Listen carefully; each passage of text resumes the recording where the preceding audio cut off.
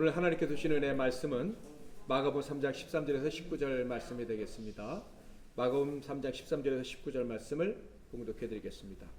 또 산에 오르사 자기가 원하는 자들을 부르시니 나아온지라. 이에 12를 세우셨으니 이는 자기와 함께 있게 하시고 또 보내사 전도도 하며 귀신을 내쫓는 권능도 가지게 하려 하심이로라.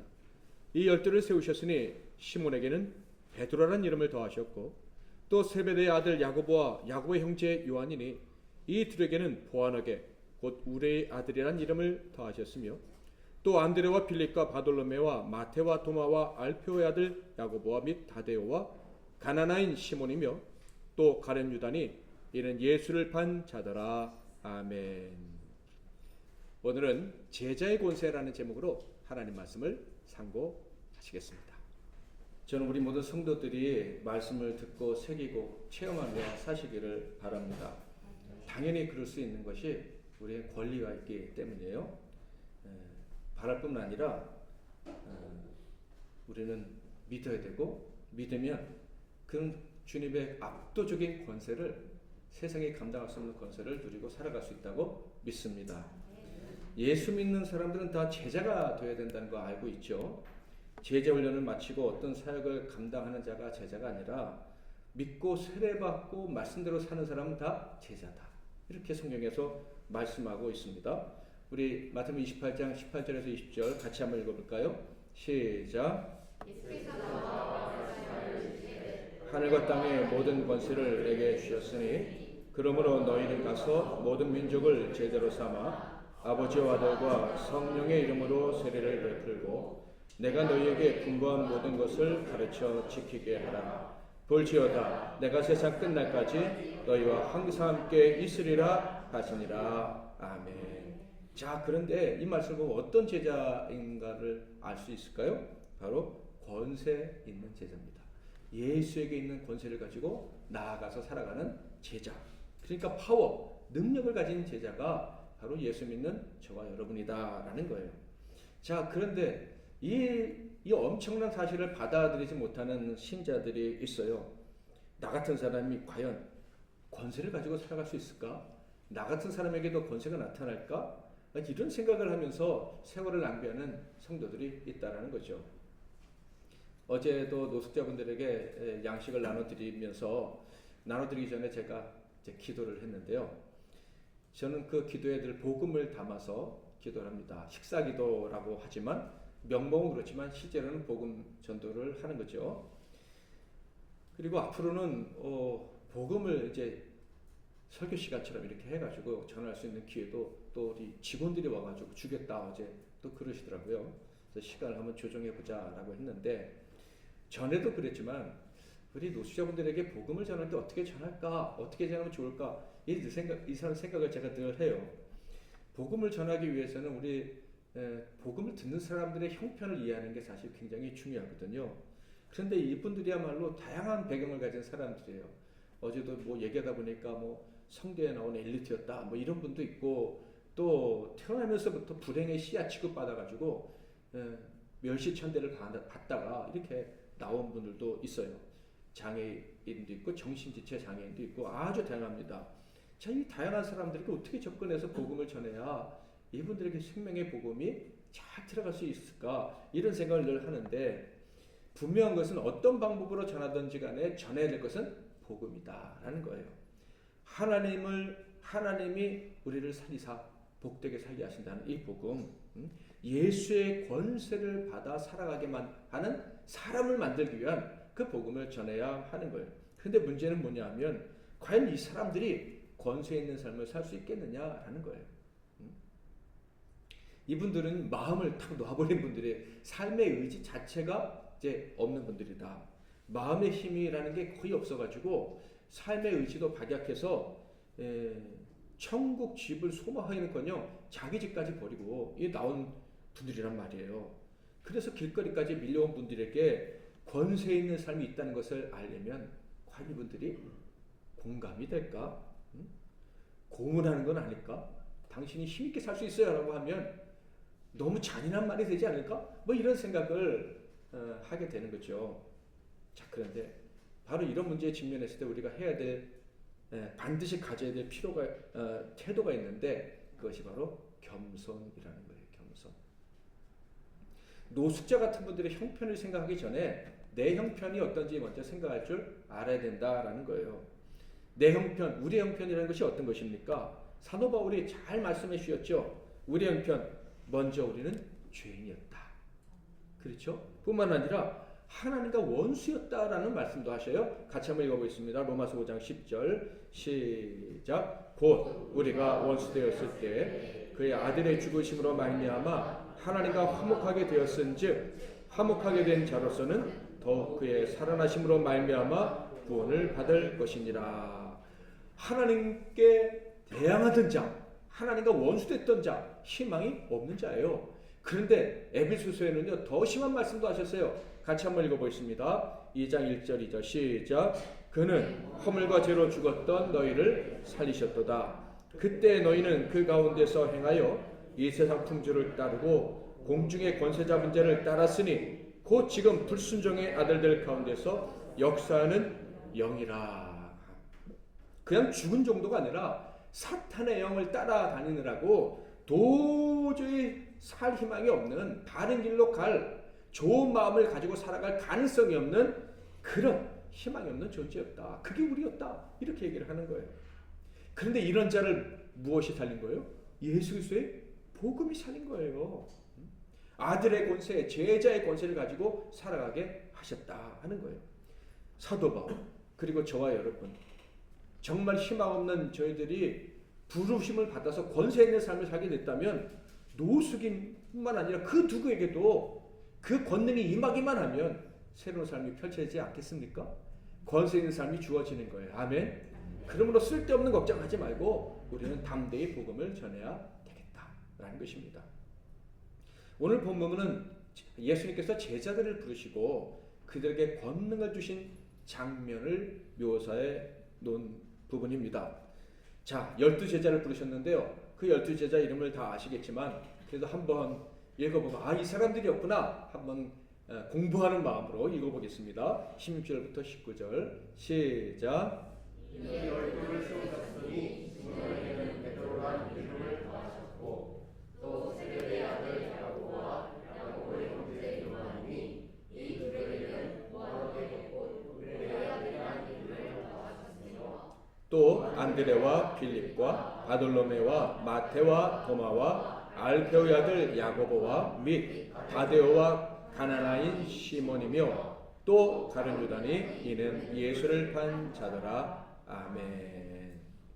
자, 그런데요 이 12명의 이름을 말씀하시기 전에 아주 중요한 말씀을 성경에 기록하고 있는데요. 13절입니다. 또 산에 오르사 자기가 원하는 자들을 부르시니 나온지라. 여러분, 이 말씀에서 뭐가 중요한지 아시겠어요?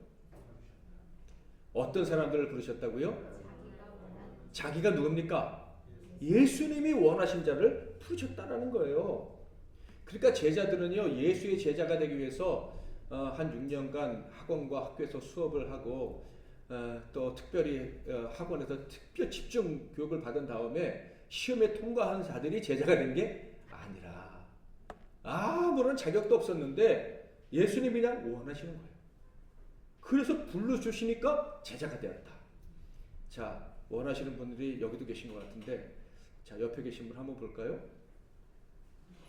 네, 바로 그분들이 예수님이 원하시는 분이에요. 아멘. 네. 전혀 생각지도 못했던 인물, 그 중에는 레위라고 불리는 세리 마태도 있었죠. 대부분은 어부였습니다. 그러니까 자격 없는 사람이 누가 봐도 저 사람이 어떻게 위대한 하나님의 아들의 제자가 돼? 저 사람 안 돼 하는 바로 그 사람들이 누가 원하는 사람이었다고요? 예수님이 원하시는 자들. 그래서 위대한 칭호, 제자라는 칭호를 얻게 되었다라는 거예요. 이 사람들은요 제자가 되었을 때 자랑스러웠을 거예요. 그 능력 있는 분의 제자가 되었으니까. 그러나 그 예수의 제자가 된 것이 얼마나 대단한 것인지 그 가치가 그렇게 실감되지는 않았을 것 같아요. 여러분, 열심히 시험 공부해서 합격한 거하고 누가 좀 이렇게 힘을 써서 합격한 거하고 그 간격의 차이는 큰 거예요. 어제 얘기하다 보니까 옛날 생각이 나더라고요. 제가 어렸을 때 누가 잘하나 어린이 노래 대회 나갔어요. 그때 정말 KBS 방송국에 그 예선을 보러 온 애들이 엄청 많았거든요. 근데 거기서 8팀이 딱 뽑히는데 제가 딱 뽑힌 거예요. 그리고 본선에서 TV에 나왔어요. 근데 나중에 가만 생각해 보니까 그때 우리 교회 집사님이 KBS 작가였거든요. 연극도 가르쳐 줬거든요. 순수한 것 같지가 않아요. 그러니까 실력보다는 뭐 모종의 힘이 작동하지 않았나 생각하니까 갑자기 그 생각이 들면서 예전에 그 자랑스러운 감정이 조금 자존감이 뚝 떨어진달까 이런 생각이 들었어요. 자기가 노력해서 합격하면 그만큼 이 가치를 느끼는데 그렇지 않으면 좀 가치가 적게 느껴지죠. 제자들이 시험 봐서 합격했으면 이야 우리가 제자가 됐다 그럴 텐데 자격도 없는데 딱 불러줬으니 물론 기쁘긴 했겠지만 그게 얼마나 가치 있는 건지 아마 잘 느끼지 못했을 것 같다라는 생각이 들어요. 그런데 나중에는 알게 되겠죠. 그것은 세상 어떤 직분보다 위대한 직분이었다는 거. 장엄한 직분이라는 거. 왜 장엄한 줄 아십니까? 그 직분은요 실패가 없는 직분이거든요. 그 사명을 받은 사람은 실패를 안 해요. 왜? 예수님이 책임지시고 작정하시고 너는 내 마음에 든다 하시고 뽑아서 세운 직분이니까 실패할 수가 없는 거예요. 그러니 세상의 직분은요 대통령이 됐다가도 감옥 가고 막 이러는데 이 제자의 직분이 영원히 칭송받는 직분이니까 얼마나 대단한 거예요. 그런데 이 엄청난 직분을 어떻게 해요? 노력해서 얻은 게 아니라 하나님이 원해서 주셨다. 그러니 13절 말씀은 너무 어렵지 않습니까? 딱 한 사람만 빼고 처음부터 예수의 종이 아니라 예수를 이용해서 자기의 목적을 달성하려 했던 가룟 유다만 빼고 나머지 11명에게는 이 직분은 엄청난 직분이었다 하는 거예요. 자, 그렇다면 예수님은 왜 이렇게 자격 없는 자들을 뽑아서 이 위대한 직분을 허락해 주셨을까? 자, 14절 15절 같이 한번 읽어보겠습니다. 시작. 이에 12를 세우셨으니 이는 자기와 함께 있게 하시고 또 보내사 전도도 하며 귀신을 내쫓는 권능도 가지게 하려 하심이러라.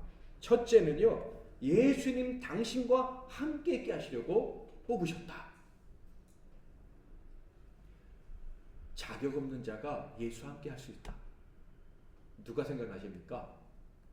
자격 없던 가장 모든 민족 중에 작았던 이스라엘 백성들을 애굽에서 택하셔서 하나님의 나라 백성이 되게 하신 그것이 생각나지 않습니까? 자격 없는 내가 예수님과 함께 할 수 있다는 거, 시간이 가면 갈수록 엄청난 감사와 기쁨이 되는 거예요. 하나님이 원하시는 건 다른 게 아니에요. 사람이 하나님과 함께 있음을 좋아하고 기뻐하는 거예요. 근데 자격 없는 자를 뽑았으니 다른 사람보다 훨씬 더 기뻐하지 않으시겠습니까? 우리가 교만해지면요, 예수님이 함께 하신다는 게, 내가 예수님께 붙들린 인생이구나 라는 사실을 아는 게 얼마나 기쁜지 몰라요. 근데 교만해지면 그게 뭐 어쩌라고, 그게 뭐 어때서 이렇게 되는 거예요. 정말 우리가 예수님께 부름받았고 예수님과 함께하고 있는 이 기쁨과 이 복을 점점 더 크게 느끼실 수 있기를 축복합니다. 자, 그러니까 예수님은요, 부르실 때부터 영원히 함께 하시는 게 목적이에요. 저 여러분을 부르셨다면 우리가 아무리 엉터리고 부족하다 할지라도 절대 우리를 버리지 않으십니다. 아멘. 끝까지 함께 하시는 거예요. 제자들이 소유한 가장 큰 특권이 이거죠. 예수님은요, 우리가 거저받은 특권, 제자들이 거저받은 특권이 영원히 계속된다 라는 말씀을 수없이 반복해 주셨어요. 요한복음 13장 1절 같이 한번 읽어볼까요? 시작. 돌아가실 때가 이른 줄 아시고 세상에 있는 자기 사람들을 사랑하시되 끝까지 사랑하시니라. 아멘. 세상에서 가장 능력 있는 분이 끝까지 사랑하시니 그 사람들은 세상을 두려워할 필요가 있습니까? 없습니까? 이스라엘이 종살일 때 가장 큰 특징이 뭐라 그랬어요? 애굽왕 바로가 말했죠. 이 사람들 우리보다 강하다, 파워풀하다. 예? 그러니까 예수님과 함께하는 저희들은 세상에 감당할 수 없는 힘을 가지고 있는 거예요. 아멘. 압도적인 힘을 가지고 있는 거예요. 14장 바로 다음 장에는 이런 말씀도 하셨어요. 자, 3절 다 같이 시작. 가서 너희를 위하여 거처를 예비하면 내가 다시 와서 너희를 내게로 영접하여 나 있는 곳에 너희도 있게 하리라. 예수님은 곧 있으면 십자가에 죽으시고 부활하셔서 승천하시게 될 거예요. 그런데 가셔도 끝나는 게 아니라 다시 와서 영원히 함께하겠다. 이게 예수님이 제자들에게 주신 약속이에요. 제자들이 받은 특권이다 하는 거예요. 그러므로 제자들이 예수님께 받은 권세가 있다면 그 권세 중에 권세는 하나님, 예수님이 나와 함께 하신다. 아멘. 저와 여러분도 부름받은 제자라면 언제나 주님이 함께 하신다는 것을 잊으면 안 됩니다. 하나님 나와 함께 하시잖아요. 그런데 제가 왜 이렇게 힘들어야 돼요? 제가 왜 이렇게 외롭고 슬퍼야 돼요? 이렇게 말할 자격이 있는 거예요. 언제나 그렇게 말할 수가 있는 거예요. 자, 두 번째, 세 번째 목적에 대해서는 함께 생각할 필요가 있는데, 전도를 위해 파송하시기 위해서, 그런데 전도를 위해 파송되어 갈 때 귀신을 내쫓는 권능을 발휘하기 위해서 제자들을 부르셨다. 이렇게 말씀하고 있어요. 자, 그런데 아까 방금 읽은 에베소 2장 말씀에 이 세상 사람들의 특징이 뭐라고 그랬습니까? 허물과 죄로 죽었는데, 왜 허물과 죄로 죽었다고요? 이 세상의 권세자분 마귀에게 속해서, 마귀에게 속아서 그 허물과 죄로 죽었다. 이렇게 얘기했어요. 자, 그런데 제자들이 그 공중의 권세 잡은 자 마귀들을 물리치면 어떤 일이 벌어지겠어요? 마귀에게 붙잡혀서 죽을 줄 알았던 사람들, 죽을 수밖에 없는 사람들이 살아나게 되는 거예요. 아멘. 그러니까 이 제자들 뽑으신 이유는 사람을 살리려고, 주님과 함께 하실 뿐만 아니라 우리가 가는 곳마다 사람이 살아나는 역사가 있게 하시려고 제자로 삼아주셨다 하는 거예요. 자, 여기서 우리는 제자들에게 주신, 저와 여러분에게 주신 권능에 대해서 좀 더 생각해 볼 필요가 있습니다. 이 권능, 권세라고 하기도 하는데 헬라어로 엑스시아라는 단어를 사용한다 그랬죠. 한번 자막에 볼까요? 엑스시아라는 말은 성경에 능력이라고 번역되기도 하고요, 권리, 특권으로 번역되기도 하고, 권세, 그리고 승인, 허락해줬다, 이런 의미로 사용되는 단어입니다. 그러니까 예수님께서 제자들에게 권능을 주셨다, 권세를 주셨다, 이런 말은요, 제자들 자체가 아주 신비로운 존재, 말만 하면 기적이 나타나는 존재, 뭐 이런 은사자, 뭐 이런 사람으로 삼아 주셨다라는 의미가 아닌 거예요. 이건 어떤 의미냐면, 좀 비유가 조금 그렇긴 하지만 여러분 이해하기 쉽도록 집달리라고 들어보셨어요? 그 어떤 집에 부도가 나면 그 재산을 확보하기 위해서 노란딱지 붙이는 사람들, 이 집달리가 어느 날 의리의리한 집에 딱 들어가서 노란딱지를 막 붙입니다. 그러면 그 집안에 부자였고 세상을 호령하던 사람이 있겠죠. 자, 그런데 그 사람이 아무리 힘이 있던 사람이라도 집달리가 붙이는데 뭐라고 할 수가 있어요? 없어요. 꼼짝 못해요. 그냥 가만히 있어야 돼요. 그러면 집달리가 갑자기 원래 엄청난 힘을 가진 사람이라서 그런가요? 그렇지 않죠. 법원에서, 국가에서 이 사람에게 힘을 부여해 줬기 때문에 그 순간만큼은 그 부잣집에 들어가서 마음대로 막 붙이고 이런 일을 할 수가 있는 거예요. 승인을 받았기 때문에. 자격 없던 우리 제자들에게 권능을 주셨다는 것은 바로 예수께서 하나님께 받은 그 권세를 가지고 살 수 있는 능력을, 권한을 허락받았다, 이런 뜻인 거예요. 완전한 가능성, 전혀 불가능한 그 존재가 능력 있게 살 수 있는 그런 권한을 부여받았다라는 거예요. 여전히 우리는 세상의 사람들이 볼 때 보잘것없는 사람일 수 있고요, 세상 사람들이 무시할 수도 있어요. 그런데 제자된 우리들은요, 언제나 주님과 함께하는 권리가 있고요, 그리고 그분의 권세와 함께 살 능력이 있어요. 아멘. 그런데 어떤 능력이냐면요, 제가 말을 만들어 봤는데 압도적인 능력이, 한번 해볼까요? 압도적인 능력. 압도적인 능력이 우리에게 있는 거예요. 당연하죠. 하나님의 능력을 세상 어떤 능력에 대항할 수가 있겠어요. 그분의 권세로 우리가 복음을 전하면 마귀가 물러가고 사람이 살아나는 기적을 경험할 수가 있다라는 거예요. 아멘. 자, 그런데 주님이 제자들에게 주신 권세는요, 복음을 전해 사람을 구하는 권세만 주신 것이 아니에요. 최종적인 목적은 사실 그게 아니에요. 마가는 예수님께서 제자를 세우신 이후에 일어난 아주 중요한 일들을 계속해서 우리에게 들려주는데요. 제일 먼저 나온 이야기가 뭔지 아십니까? 똥파리왕, 파리대왕 들어보셨어요? 똥파리왕, 파리대왕, 이게 성경에 있을까요?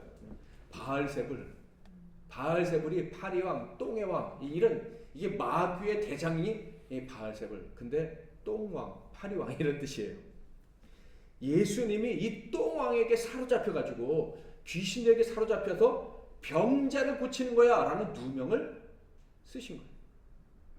그런데 이 누명에 가족들까지, 친지들까지 넘어가서, 아니 우리 가족, 우리 아들, 우리 형 예수가 똥파리에게 사로잡혀가지고 귀신들을 쫓아낸다? 빨리 불러와야지, 데려와야 돼. 이런 일이 벌어졌다는 기가 막힌 일을 성경에 기록하고 있어요. 31절에 보면 그 위에 보면 아주 씁쓸한 이야기도 기록되어 있는데, 예수와 그 형제들까지도 예수님을 모시러 왔다. 그러니까 다 속은 거예요. 심지어 마리아까지도 예수가 하시는 일, 귀신을 쫓아내는 일이 마귀하고 뭐 어떻게 좀 짝짝꿍해서 하시는 건 아닌가 하는 오해를 했었다는 거예요. 그래서 31절부터 보면 예수님의 모친과 동생들이 예수를 찾아왔는데, 그때 그 사람들을 향해서 예수님이 이런 말씀을 하셔요. 33절, 35절 같이 시작. 누가 내 어머니며 동생들이냐 하시고 둘러앉은 자들을 보시며 이르시되 내 어머니와 내 동생들을 보라. 누구든지 하나님의 뜻대로 행하는 자가 내 형제요 자매요 어머니이니라. 예수님 왜 여기서 이 말씀 하셨는 줄 아세요? 그것은요, 예수님의 가족들도 갖지 못한 그런 능력. 어떤 능력이에요? 하나님의 뜻대로 행하는 능력이 누구에게 있다? 지금 여기 내 옆에 있는 제자들에게 있다. 와, 엄청난 말씀인데 왜 엄청난 말씀인지 좀 집에 가서 좀 묵상해 보시기 바랍니다. 예수님의 가족조차 받지 못했던 그 엄청난 권세를 제자들이 받았어요. 일단 생각할 수 있는 것은 마귀를 제압하는 권세예요. 예수님과 예수님의 제자는 마귀를 제압하는데, 예수의 부모, 어머니와 형제들은 여전히 마귀에게 속고 있잖아요. 그렇잖아요. 그러니까 부름받았다는 사람들은 정말로 엄청난 권세를 가진 사람이라는 것을 알 수가 있어요. 자, 여기서 하나님의 뜻에 대해서 우리는 좀 더 생각해 볼 필요가 있어요. 제자들은요, 하나님의 뜻이 무엇인지 알 수 있습니다. 그리고 그 뜻을 행할 수가 있어요. 저와 여러분도 제자니까 하나님 뜻을 알고 행할 수 있다는 사실을 믿으시기를 바랍니다. 주님이 택하시고 제자 삼은 사람들은요, 분명히 하나님 뜻을 알 수가 있어요. 그리고 하나님 뜻대로 행할 수 있어요. 예수의 어머니와 동생들 나중에는 깨닫고 이제 행하게 될 거예요. 그러나 그 당시에는 제자들 외에는 허락해 주지 않으셨다라고 보는 게 맞아요. 자, 그렇다면 여기서 본질적인 질문, 하나님의 뜻이 도대체 무엇이냐? 우리 인간들에게 하나님의 아들을 보내서 십자가에 죽게 하실 정도로 그 알려주기 원하셨던 하나님의 뜻이 무엇이냐? 구원하시는 것이냐? 맞아요. 구원하시는 건 맞는데 왜 구원하시는 것이냐? 그것은요, 하나님이 태초에 사람들에게 주셨던 권세를 회복시켜 주시기 위함인 거예요. 아멘?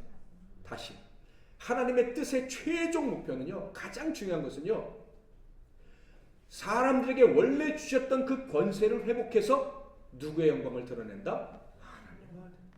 사람이 하나님 같은 존재가 되어서 살게 하시는 것, 이것이 하나님의 최종 목적이다, 뜻이다는 거예요. 최초에 하나님이 사람에게 주신 권세가 뭡니까? 압도적인 권세죠. 세상이 저항할 수 없는 권세예요. 읽어볼까요? 창세기 1장 28절 시작. 그들에게 이르시되 생육하고 번성하여 땅에 충만하라. 땅을 정복하라. 바다의 물고기와 하늘의 새와 땅에 움직이는 모든 생물을 다스리라 하시니라. 아멘. 하나님의 뜻의 본질은요, 자막 한번 띄워주세요. 우리 택함을 받은 자녀들이 세상을, 만물을, 모든 환경을 완벽하게 압도적으로 다스리는 것입니다. 아멘. 다시 제가 하나님의 뜻은 하면 여러분 읽으세요. 하나님의 뜻은 세상을, 만물을, 모든 환경을 다스리는 것이다. 어떻게 해요? 어느 정도로요? 압도적으로. 절대 지지 않는다는 말이에요. 절대 세상에 굴복할 수 없다는 말씀입니다. 이것을 믿는 게 하나님 뜻이고요. 믿는 자에게 그 일이 이루어진다. 이것을 믿지 않고 우리는 메뚜기예요. 이것을 하나님이 제일 미워하시는 거예요. 그런 사람은 광야에서 계속 헤매야 돼. 계속 근심해야 되고, 계속 두려워야 되고, 계속 미래를 걱정해야 돼요. 그러나 이 사실을 믿으면 광야는 금방 끝나요. 만나가 내려오고요, 샘물이 터지고요, 홍해가 갈라지고요, 요단강에 들어가서 남들이 요단강을 건너가서 남들이 짓지 않은 성에서 내가 키우지 않은 곡식이 가득한 집에서 파지 않은 우물의 물을 마시면서 살아갈 수가 있는 거예요. 세상에 주눅들고 종로로 타는 것, 이것은요 하나님의 사람들의 삶의 모습이 아니에요. 하나님의 뜻이 아니에요. 하나님의 뜻은 언제나 우리가 당당한 주인의 아들로 다스리면서 살아가는 거예요. 그래서 마가복음을 계속 읽다 보면 제자들의 권세가 계속 나타나는데요, 제가 몇 가지만 적어봤어요. 여러분이 찾아보시면 더 많이 나올 거예요. 마귀를 굴복시키는 권세, 심지어 마귀에게 시기까지 당하는 권세. 얼마나 마귀가 부러우면, 근데 건드릴 수는 없어. 그러니까 시기까지 하더라고요.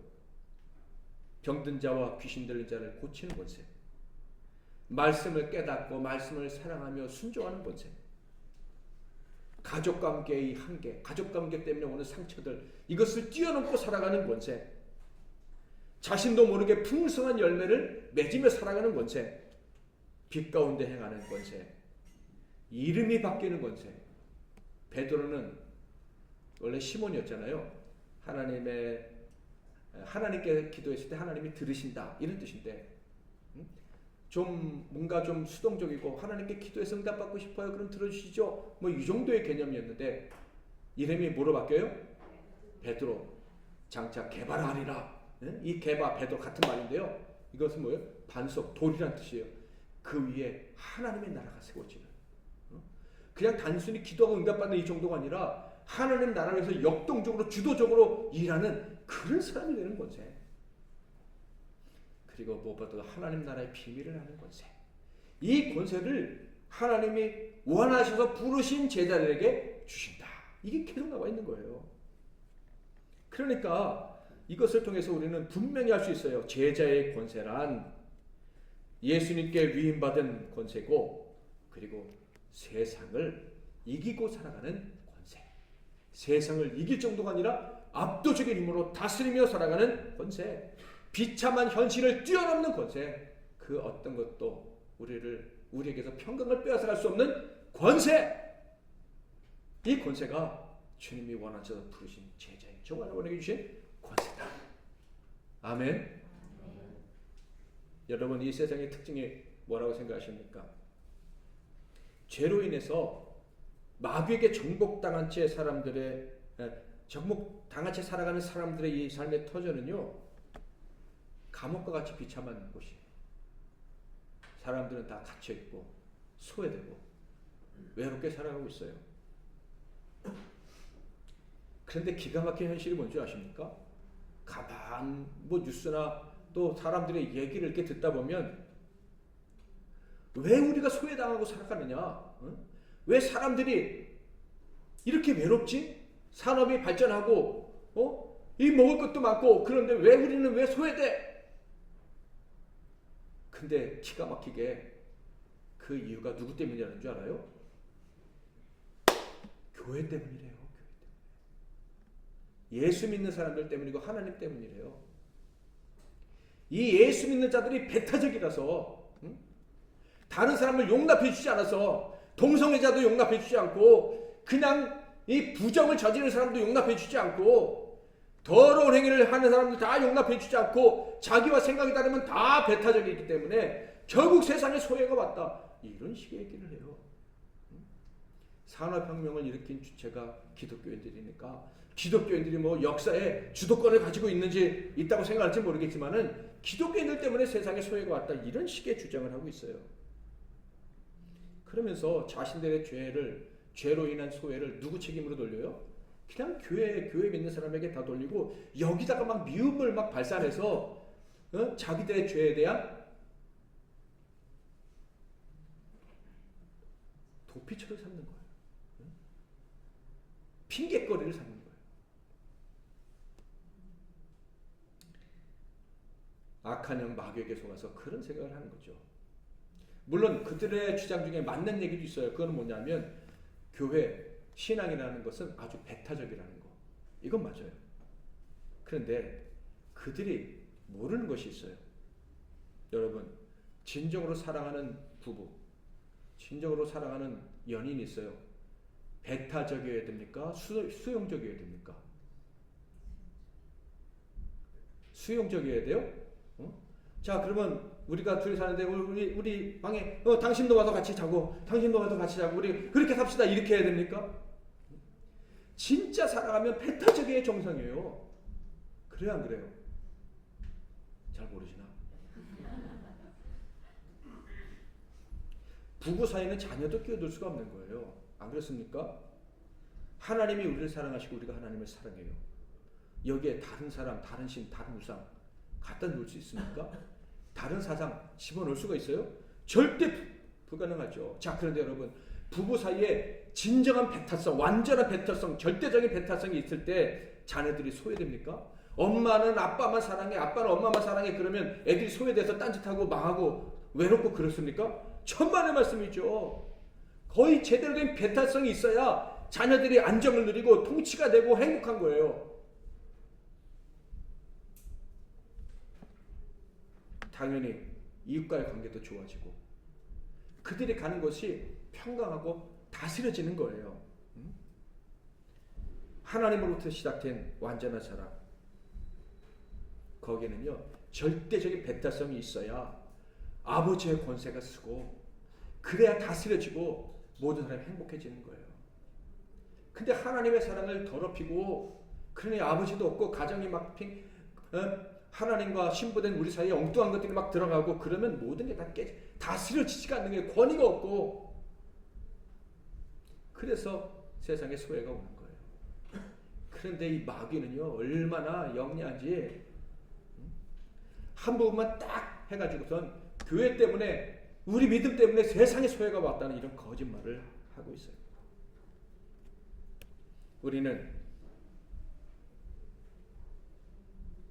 우리가 하나님을 선택하고 하나님을 사랑하기도 전에 택함 받아 하나님의 자녀가 되고 제자가 된 엄청난 은혜를 입은 사람들입니다. 그러면 우리는 이 놀라운 사랑에 늘 감사하고 감격하고 하나님만 의지하고 사랑하기로 한 특별한 제자들입니다. 아멘. 그래서 우리는요 하나님 뜻대로 살아갈 수가 있어요. 만물을 통치하되 압도적으로 다스리며 살아갈 수가 있어요. 하나님과 관계가 좋으면 좋을수록 하나님을 더 의지할수록 우리의 삶은 더 질서가 잡히고 다스려지지 않는 것들이 다스려지고 망가졌다는 것들이 고쳐지는 그 엄청난 삶을 살 수가 있습니다. 이게 성경의 원리인 거예요. 하나님만 사랑하게 된 우리들은요 권세 있는 삶을 살 수가 있다는 사실을 이제 확실히 믿으시기를 바랍니다. 하나님이 불러주셨고 제자가 됐고 하나님을 사랑하게 됐다? 그러면 다스릴 수가 있어요. 압도적인 힘으로 다스릴 수가 있어요. 우리 기태 형제가 오늘 간증을 했는데 내 진작에 말하지 않기를 잘했다. 갑자기 하니까 더 잘하는 것 같아요. 기태 형제에게 간증을 하라고 제가 시키려고 작정을 하면서 든 생각이 우리 성도들도 간증할 사람이 엄청 많을 텐데 이야 기태만 시키면 서운해하지 않으실까? 이런 생각을 해봤어요. 다음 주에 우리 이충호 집사님이 한번 하시는 거예요. 우리는 예수의 제자가 된 순간부터 통치할 수 있는 권한이 생긴 거예요. 우리가 하나님께 점점 가까이 가면 가까이 할수록 점점 더 다스려지는, 우리 삶이 질서가 잡히는 그런 기적을 경험하게 될 것입니다. 딴 게 찾지 말고요. 불안해하지 말고요. 주어지는 환경 이런 거 보지 말고요. 오직 하나님만 바라보면서 당당히 나아가실 수 있기를 바랍니다. 상황이 더 어려울수록 하나님 권세가 나타날 거잖아요. 권세로 다스려 주실 거잖아요. 얼마나 멋지게 이 어려움을 이기게 하실지 보여주실 줄 믿습니다. 세상이 감당할 수 없는 복이 있다는 것을 증명하며 살다가 천국 가고 싶어요. 도와주세요. 그런 저와 여러분이 다 되시기를 주님의 이름으로 축복합니다. 이에 열두를 세우셨으니 이는 자기와 함께 있게 하시고 또 보내사 전도도 하며 귀신을 내쫓는 권능도 가지게 하려 하심이러라. 아멘. 이제는 우리 주 예수 그리스도의 크신 은혜와 우리 하나님 아버지의 극진하신 사랑하심과 성령의 매위로 교통 충만 복 주시는 은혜가 나같이 비천하고 자격 없는 자를 원하셔서 부르시고 제자 삼으시고 권능을 주셔서 세상을 압도적으로 다스리며 살아갈 수 있도록 허락해 주셨다는 사실을 믿고 이제 하나님의 뜻을 이행함으로 하나님의 아들, 딸, 가족이라 인정받으며 살아가게 될 이 복된 종들 한 분 한 분 위에 그들의 가정과 산업과 건강과 미래 위에 모든 기도의 제목들 위에 이 나라와 이 민족 세계 열방 그리고 피로 합치고 다시 우리 MSC라는 교회 위에 이제부터 영원토록 함께 하실지어다. 아멘.